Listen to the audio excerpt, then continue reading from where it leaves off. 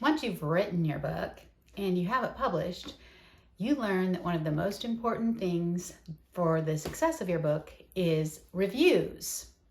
So today I'm going to talk to you about writing reviews for other authors.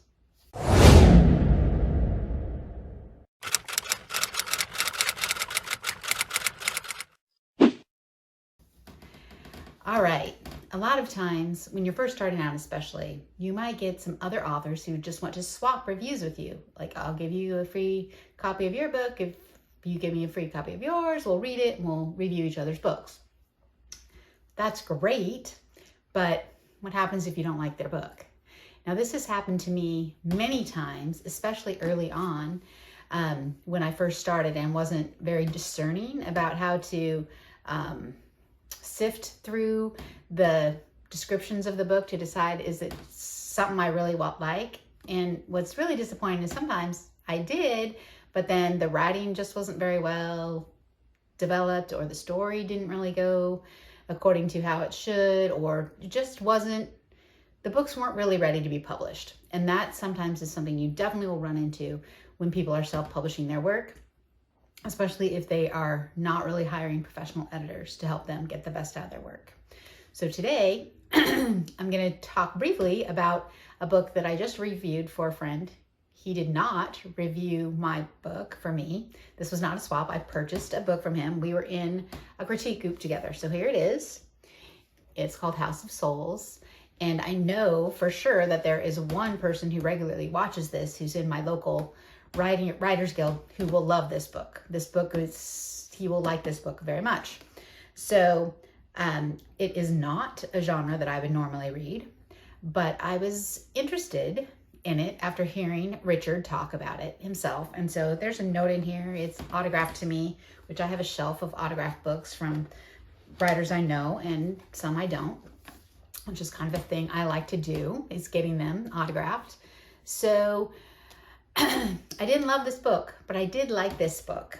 And as I was contemplating for several days after finishing it, because it's definitely a deep book, and so it required a lot of thought anyway, how to best write this review, that I started thinking about this episode of this on my YouTube channel for you.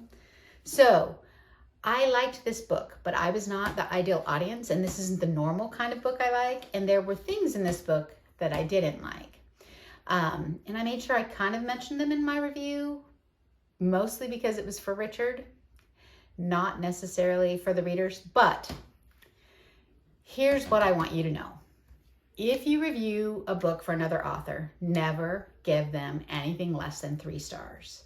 Now, here's the reason why. Because 3 stars drags you down. Okay, so 5 stars and 3 stars average out, you get 4 stars. Any book that with less than a 4-star average review, a lot of big promotion sites like BookBub won't even let them sign up to run an ad or run a campaign or run a special with them. They want to have at least 4-star reviews. They want good books to go out to their readers. Of course they do. A 3-star review means the book was okay. It was okay, but there were things about it I didn't like. The problem with a 3-star review is that it doesn't say anything. Now, how do I know this? Well, the only 3-star review I have on my most recent release is just that, 3 stars. They didn't even write a review, so I'm like, okay, so why does it have 3 stars? Everyone else is giving it 4 and 5 stars, and here's this one lone 3-star, and then they don't even say why it's 3 stars. So it's really important to have criteria for why you review a certain way or why you deduct stars, okay? Which I do. So, but never give them less than 3 stars. And if you are going to give them 3 stars, contact them.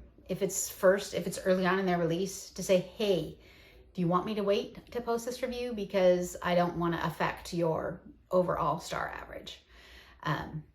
Most authors know that readers think a book is more realistic if it has an array of reviews. If there are 3 through 5 stars, not just all 5 stars. Okay, that looks a little suspicious. Nobody's book is that perfect, is it?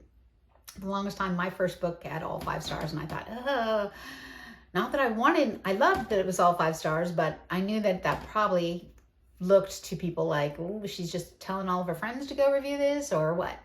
So nothing less than 3 stars, because 3 stars will pull down the book's average, okay? When you review it with the ideal reader in mind. Like I said, I wasn't the ideal reader for this book. So when I reviewed it, I thought, okay, what sort of things do the ideal reader want to know?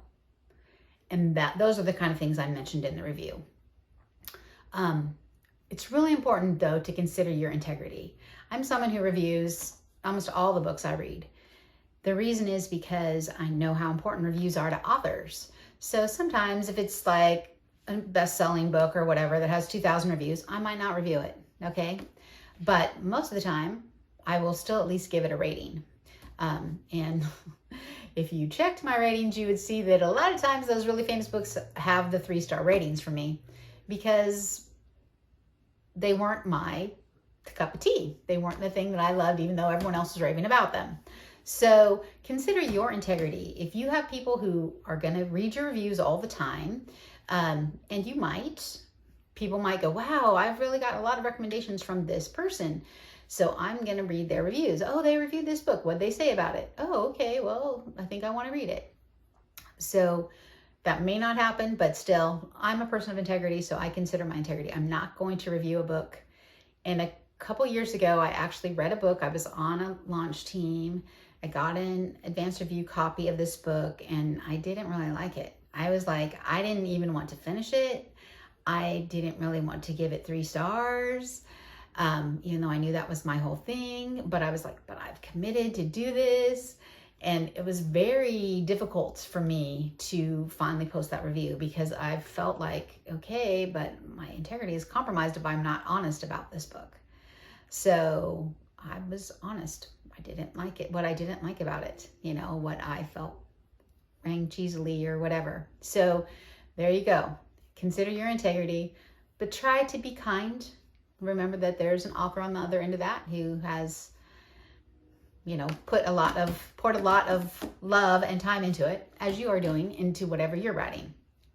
And if you swap with an author and you find out it's a book you don't really like, then next time they ask you to review for them, just say, sorry, I can't.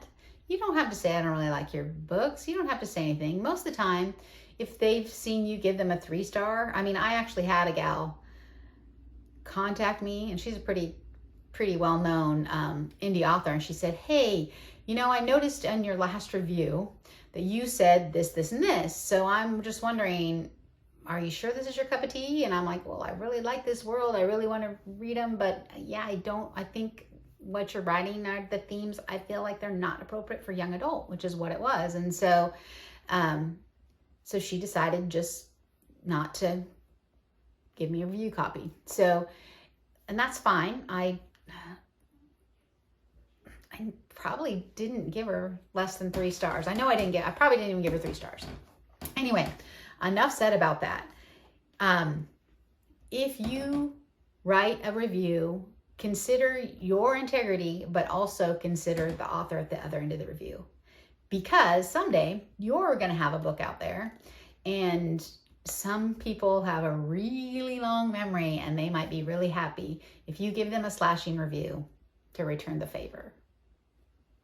Remember, if this book sounds interesting, or if you want to see my review of it, I've got a link to that down below. And if you are looking for a writing community, join my Write Your Book Nook. Link is below.